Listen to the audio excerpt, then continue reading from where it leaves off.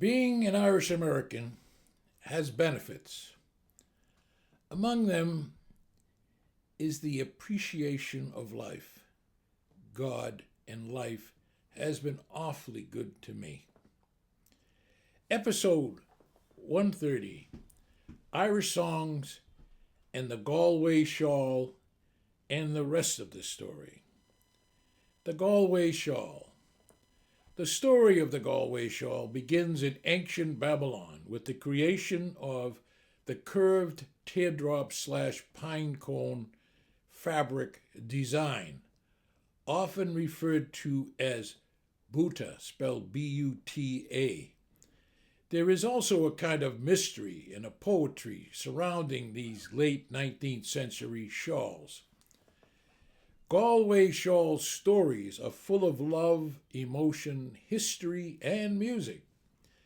This Galway Shawl story traveled from Babylon through a small town called Paisley on the west coast of Scotland and later moved to the west coast of Ireland.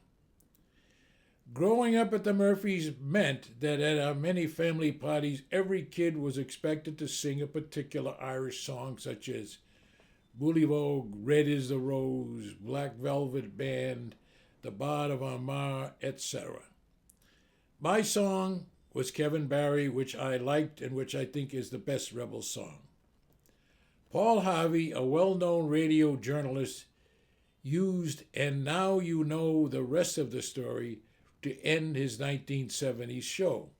I am stealing his good idea, The Rest of the Story.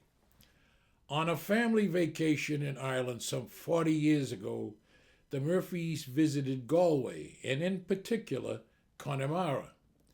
Connemara is a Cape Cod kind of peninsula, stuck out from Galway City into the Atlantic Ocean.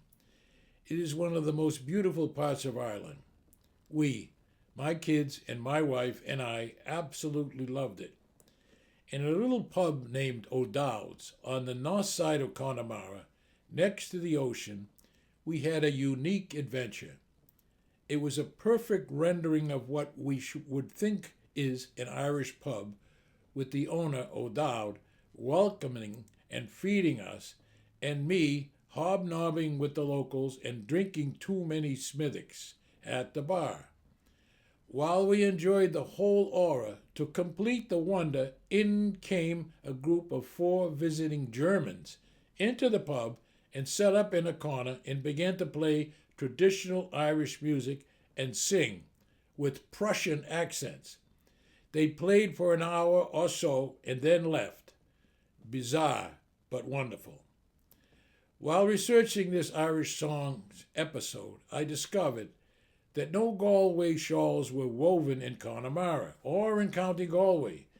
They were mass-produced in textile mills in Britain and in Paisley, Scotland. Galway City was simply a major distribution and a retail hub for them, which is why they became known as Galway shawls. So while Connemara women certainly wore Galway shawls because they were widely available and fashionable across the west of Ireland, but the shawls themselves were not woven there.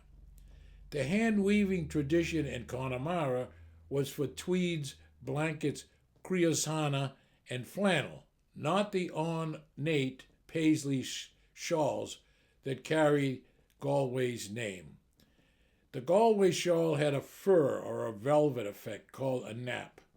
This was achieved by a special milling to give the shawls a surface, a little bit raised appearance. But the fringing was a design element added in Galway. It was heavy on the shoulders and worn by women in the cold season. The Galway shawl was also a star in a John Wayne movie, The Quiet Man. Maureen O'Hara, the other star, wore it and renewed the world appreciation for the beauty of the Galway shawl. The song, The Galway Shawl, is a traditional Irish folk song, so it doesn't have a single author, but its lyrics were first recorded by Sam Henry in 1936, and a woman named Bridget Keeley was the source. It was popularized by singers like Margaret Barry and Finbar Fury, who are often associated with it. The song's roots are in Irish folklore, passed down orally. Sam Henry documented one of the earliest known versions in his collection, Songs of the People. Margaret Barry helped spread the song, and Finbarr Fury's rendition is great and very well known. In Ireland and in Boston, at Irish family parties and in Irish pubs, those of us lucky to be mixed just naturally sing Irish songs as we please, even if we are not very good singers, and I will now demonstrate that without Finbarr Fury's brogue. The Galway Shawl. In Oranmore, in the county Galway, one pleasant evening in the month of May, I spied a damsel, she was young and handsome, her beauty fairly took my breath away. We kept on walking, she kept on talking, till her father's cottage came into view. Said she, "Come in, sir, and meet my father, and play to please him the foggy dew." She wore no jewels, nor costly diamonds, no paint or powder, no, none at all.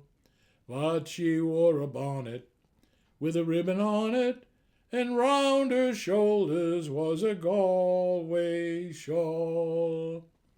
She sat me down beside the fire. I could see her father, he was 6 feet tall. And soon her mother had the kettle singing, and all I could think of was the Galway shawl. I played the blackbird and the stacky of Bally, Rodney's glory in the foggy dew. She sang each note like an Irish linnet, while the tears flowed from her eyes so blue. She wore no jewels, nor costly diamonds, no paint or powder, no, none at all. But she wore a bonnet with a ribbon on it, and round her shoulders was a Galway shawl. It was early, early in the morning when I hit the road for sweet Donegal. She said, "Goodbye, sir," she cried and kissed me, and my heart remains with the Galway shawl. She wore no jewels, nor costly diamonds, no paint or powder, no, none at all. But she wore a bonnet with a ribbon on it, and round her shoulders was a Galway shawl. Yes, round her shoulders was a Galway shawl. And now you know the rest of the story.